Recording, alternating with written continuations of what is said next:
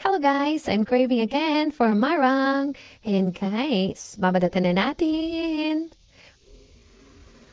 OMG! Ang sarap ng laman. Walang sira. Hindi kagaya beef pamesya yan guys. It's time to eat. Thank you Lord. Yan. Sarap din. Tamis. Yan.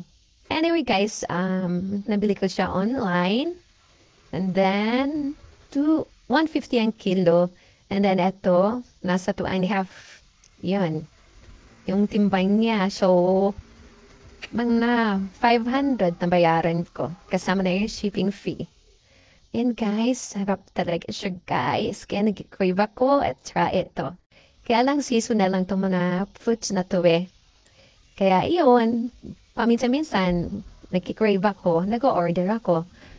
Sarap talaga niyo guys. Try niyo tikman to. As yan, masasarapan kayo. Wala tulad dito sa Manila. Madami to sa Mindanao. Ayan, mura lang yan doon. Sa Davao, sa Iligan, at sa Uzamis. Ayan. Yan. Sarap guys. Yan, mauubos ko talaga yan. Dati nakakaubos ako ng 5 ganyan. Bilog. O, diba? Grabe. Napakatakaw ko talaga. Yan, kain-kain lang. Sarap, sarap na sarap yan. Ayan, ubus ko yan guys. Actually, nabitin ako eh. O yan. Diba? Yan, pinakam ko pa ng lola mo lahat.